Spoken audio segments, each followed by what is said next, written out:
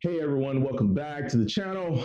Neil here with some insights into how upcoming election could shape the future of real estate investing. Today we're breaking down the tax proposal from Donald Trump and Kamala Harris, and more importantly, exploring what these plans could mean for real estate investors like us. Whether if you're an experienced investor or just getting started, understanding the policies is critical for planning your next move.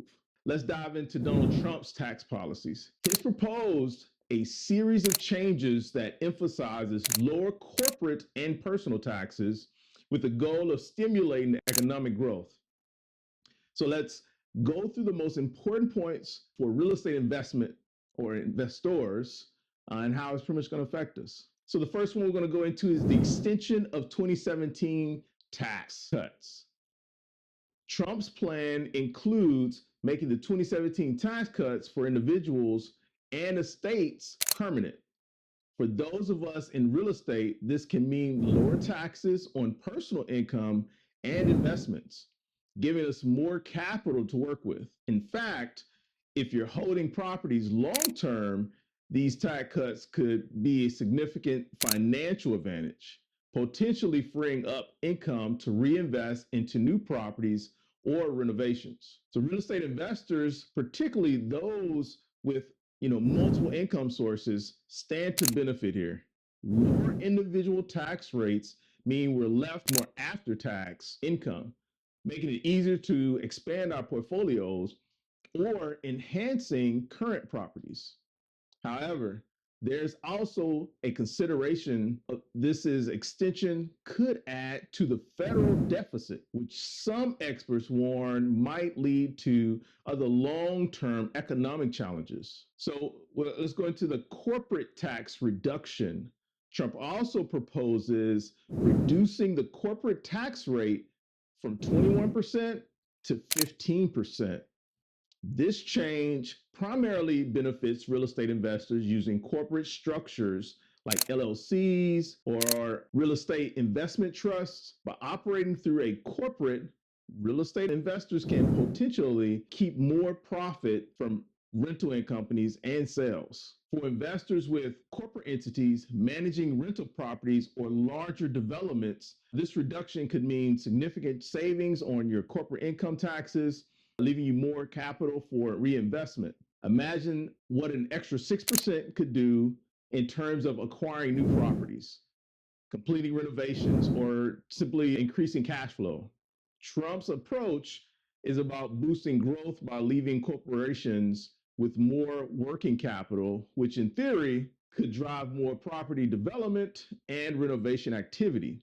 Also, there's a child tax credit increase. Now, Trump's plan also includes increase in child tax credit from 2,000 to 5,000 per child. While this change doesn't directly impact real estate investments, it can benefit the younger families and the middle income households, possibly driving more demand in the family friendly neighborhoods, which could drive your costs or your profits. This tax break can provide these families with that extra income, helping them afford the larger or better located homes. For investors focusing on family-oriented properties such as single-family rentals or properties in good school districts, this increased demand could lead to a steady stream of prospective tenants or buyers. Now, the other piece of this is the universal baseline tariff on imports. So Trump's proposal with this one includes imposing a universal baseline tariff on imports, even higher tariffs on goods from specific countries.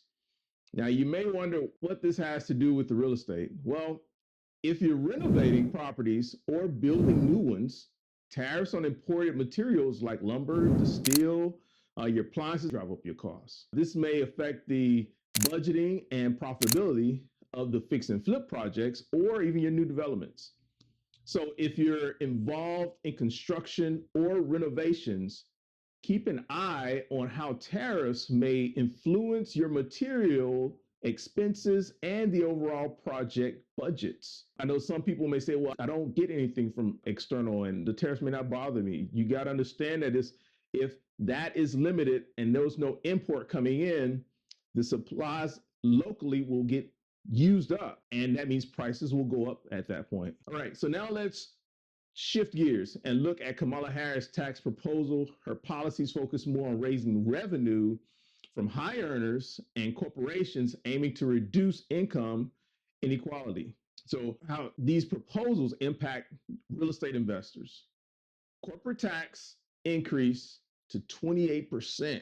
Harris proposed increase the corporate tax rate from 21% to 28%. For those of us using entities to manage our properties, this means potentially higher tax bills.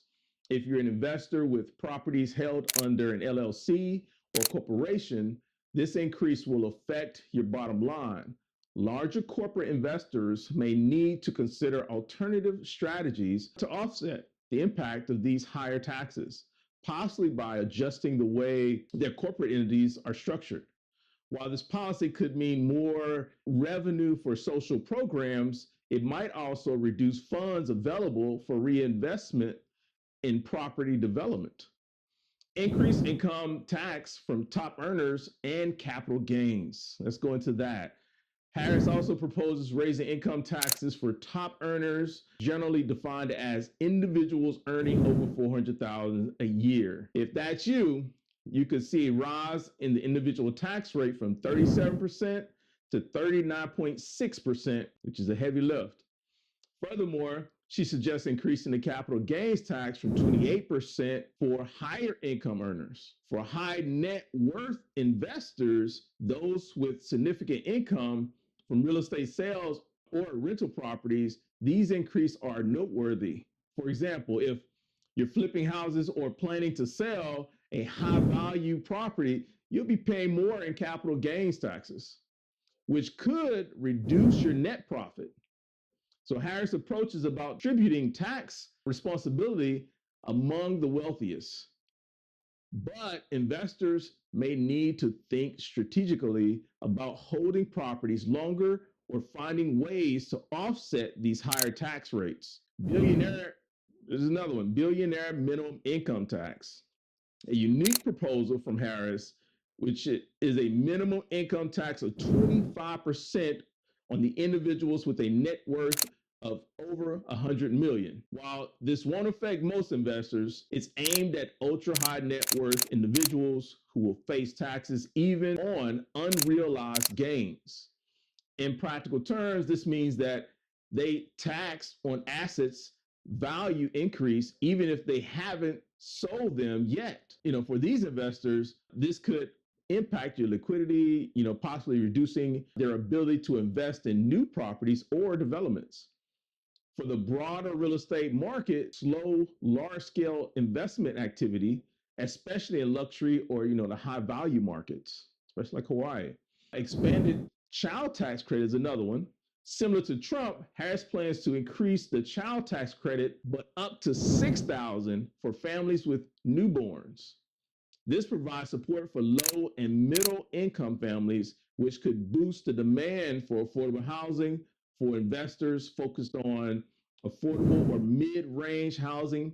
Harris' plan might create a stable tenant base in this demographic as families benefit from the increased tax credit as proposal. This change could spur demand in family-oriented markets where properties pretty much cater to the middle income families looking for accessible housing options. Now, Harris also proposed to exempt tips from taxes, which benefit service and hospitality workers and demographic that often relies on affordable rentals. She plans to increase tax deductions for small business startups, costs to $50,000, which could be beneficial for investors engaged in real estate related businesses such as property management or rental services. Proposal could encourage more entrepreneurship in the industry, making it easier for smaller players to enter the real estate business. Now that we've kind of covered core proposals, let's discuss how these policies might shape real estate investment strategies. Okay, so you got your corporate structures and going to the tax burdens. The Trump's lower corporate tax rate could benefit those using LLCs, other corporate entities, by reducing their tax burden, allowing for more reinvestment.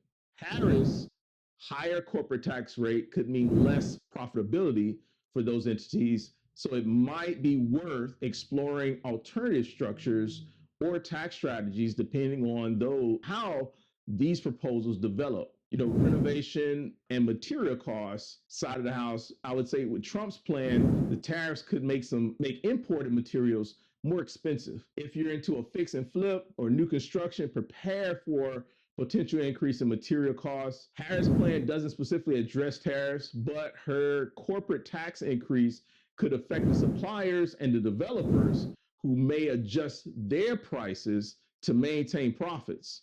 So it's like a domino effect. You got to read into all the details to see how it's going to trickle down to affect your business. Selling strategies and capital gains side of the house for investors who frequently buy and sell. Trump's continuation of reduced capital gains tax rates might support those quick flips. Harris' increase in capital gains taxes, though, could encourage a more buy and hold approach, potentially creating less inventory on the market and driving prices up in certain areas. So you just got to look at what your business plan is going to be, and you're going to have to adjust accordingly. With the affordable housing and rental demand, both tax plans could impact affordable housing markets. So Trump's tax policies tend to favor overall economic growth, while Harris' tax credits could boost the demand for affordable rentals in family-centric areas. Both policies have elements that could shape demand for affordable housing, which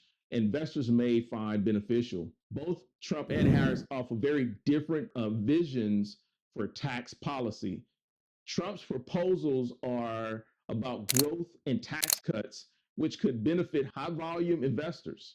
Harris' policy aimed to reduce income inequality by taxing the high earners, which may support affordable housing demand for real estate investors. Key takeaway is to stay, flexible and aware of how these changes may affect your investment. As always, consult with a tax advisor to navigate these evolved landscape. For me personally, I sit down with my tax advisor, even now I got one scheduled coming up, to kind of discuss if these changes happen, what steps do I need to take and prepare for either path, her or him, that I would need to take for our business to stay and grow.